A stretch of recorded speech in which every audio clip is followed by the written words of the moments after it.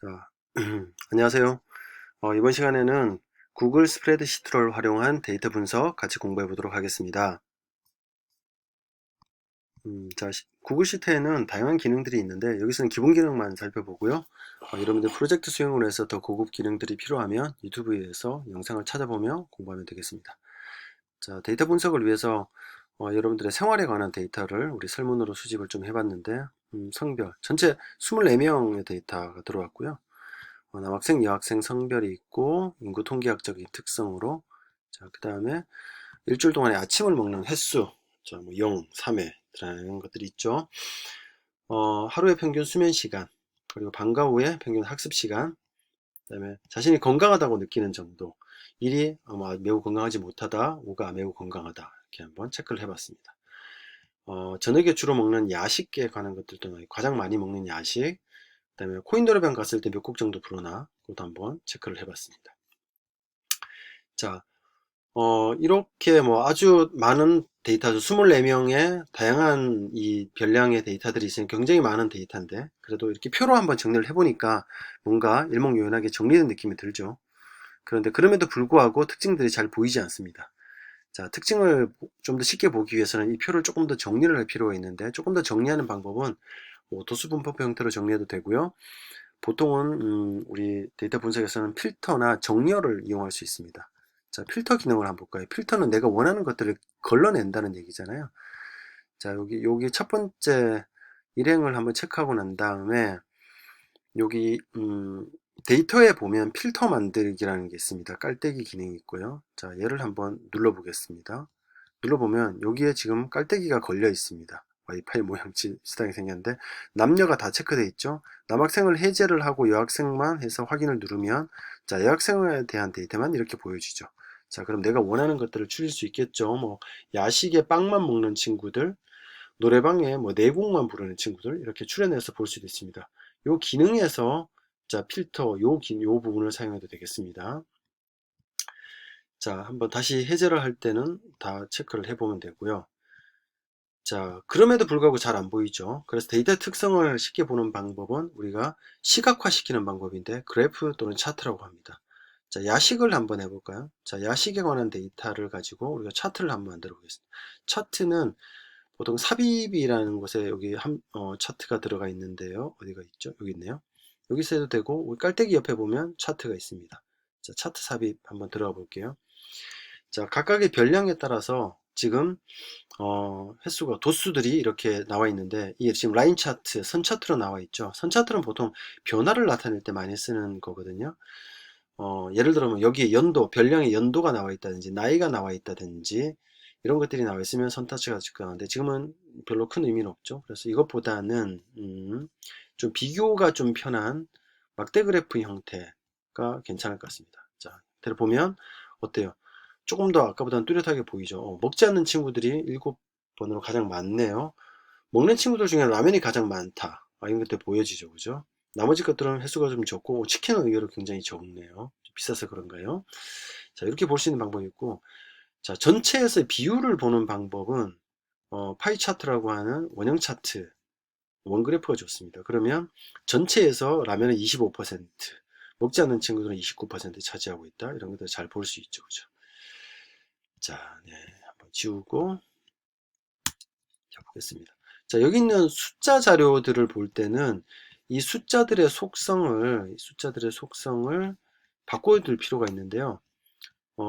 여기 보면, 여기 1, 2, 3이라고 된 거 보면, 여기 지금 숫자로 아마 대부분 돼 있을 텐데, 여기를 텍스트로 바꿔주면, 아까처럼 똑같이 우리가 차트를 그리는데 문제가 일으키지 않습니다. 자, 이렇게 시각화해서 다양한 것들을 살펴볼 수 있고요. 자, 그 다음에는 여러 가지 통계값들을 계산해서 숫자로 해석하는 방법이 있었죠. 대표값, 산포도 이런 얘기가 있었고요. 상관관계. 그래서 평균, 중앙값, 최빈값, 그리고 산포도로서 표준 편차, 그리고 상관관계를 나타내는 상관계수 있습니다.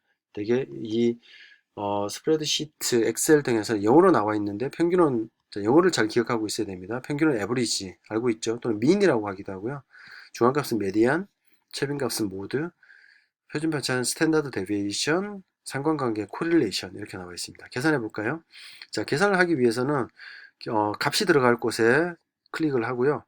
그 다음에 여기다 클릭을 한 다음에 여기 보면 삽입의 함수를 찾으면 되고요. 모든 계산은 함수에 들어가 있습니다. 여기 찾아도 되고, 여기 메뉴에 보면 요 기능이 있습니다. 시그마 요 기호로 된 거 함수를 체크를 하면 sum, 합계, 평균, 숫자, 도수를 세는 거 최대 최소는 많이 쓰이니까 여기 따로 나와 있습니다. 에브리지 한번 눌러 볼게요. 자, 우리가 계산하고자 하는 곳을 드래그해서 이렇게 했습니다. 아침 먹는 횟수의 평균을 한번 구해 보도록 하죠. 드래그 한 다음에 엔터를 치면 평균 1.17. 만약에 이 숫자가 뭐 이렇게 소수점 자리가 문제가 된다. 그럼 여기로 내립니다. 소수점 자리를 증가하거나 소수점 자리를 줄일 수 있습니다. 자, 1 되면 좀 불정확하죠. 그래서 한 두 자리 정도가 좀 적당할 수 있겠네요. 평균 1.17에 됩니다. 자, 중앙값 한번 계산해 볼까요? 중앙값 역시 함수에 중앙값은 이제 위에 없으니까 우리 통계로 들어가야 되거든요. 통계로 들어가 보면 중앙값은 메디안이라고 그랬죠. M으로 가볼까요? LN 보면 여기 메디안이 있네요. 그죠? 메디안을 누릅니다.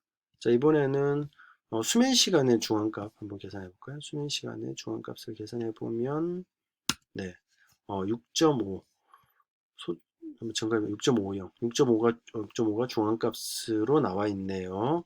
아마 이게 짝수계여서 두 개의 평균이 계산된 것 같죠, 가운데서.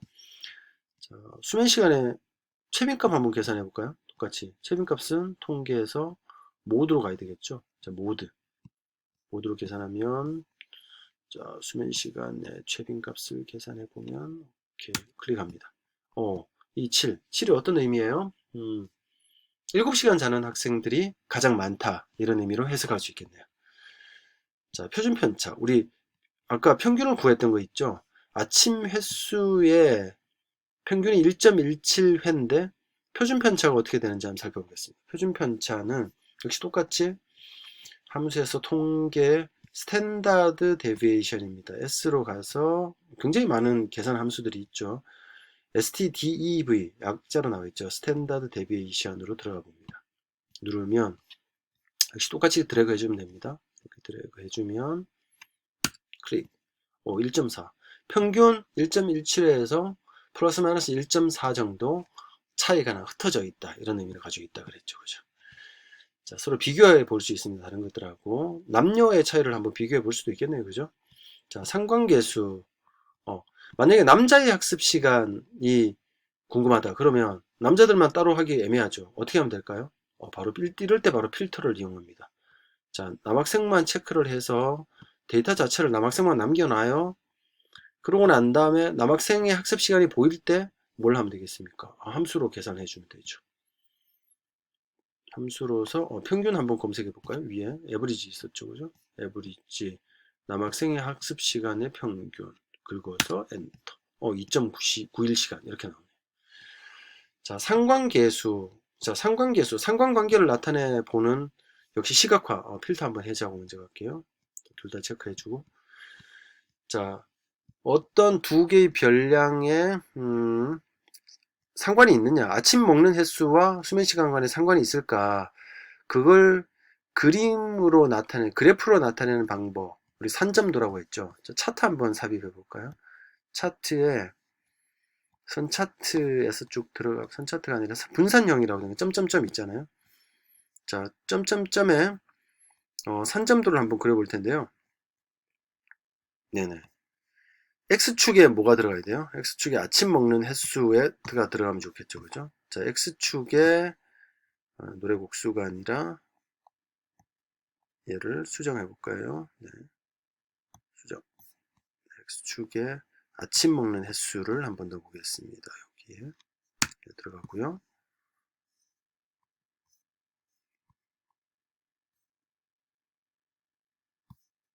좀 지저분했는데 다시 하겠습니다. 이렇게 아침 먹는 횟수와 수면 시간을 먼저 드래그를 한 다음에 여기에 차트를 들어가 보죠. 자, 그러면 선 차트가 아니라 우리 산점도를 그려야 되니까 분산형으로 갑니다. 그런데 좀 이상하게 나왔죠. 그래서 X축에다가 뭐를 하냐면 우리가 원하는 거는 X축이 바로 아침 먹는 횟수죠. 그래서 아침 먹는 횟수의 숫자만 체크를 해봅니다. 네, 이렇게 클릭을 하고요. 그 다음에 Y축에는 계열인데요. 아침 먹는 횟수가 사라지고 수면 시간만 남아 있어야 되겠죠. 그래서 X축에 아까 뭐였어요? 요거였죠. 아침 횟수가 들어가고 여기에 수면 시간이 들어간 산점도가 이렇게 완성이 되고요. 자, 이 산점도가 나타내는 상관계수가 얼마인지를 자, 구해보기 위해서는 이렇게 하면 됩니다. 자, 여기에 코릴레이션 한번 찍어보죠. 역시 함수 삽입으로 들어가서 아까 통계 어디가 있죠? 통계 코릴레이션으로 들어가면 CORR입니다. 피어슨의 정률 상관계수라는 걸 보면 되고요. 형식을 보면 두 열이 들어갑니다. 그래서 두 번 클릭을 해주는데요. 자, 얘와 숫자들 얘와 그 다음에 컴마를 하고 그 다음에 요거를 클릭을 해줍니다. 요거를 클릭을 딱 해서 해주게 되면 둘 사이에는 이 지금 산점도로 볼 때는 이런 정도의 관계들이 보였는데 정확하게 어느 정도 관계냐 통계적으로 숫자로 따질 때는 0.471 우리 0.3 이상이 되면 어느 정도 관계가 있다라고 얘기를 했죠. 그죠? 관계가 보통이다. 자, 그래서 이 정도 아침 먹는 횟수와 수면 시간 사이에는 어느 정도 상관관계가 있다. 이렇게 해석을 하면 되겠습니다. 자, 그 외에 다양한 것들, 여러분들 프로젝트에 필요한 것들은 우리 다른 유튜브 영상들을 찾아보면서 학습을 하면 됩니다. 자, 수업 시간에 좀 더 다양한 질문들을 가지고 통계량을 계산하는 방법, 그리고 그 의미들을 해석하는 것들을 같이 학습해 보도록 하겠습니다.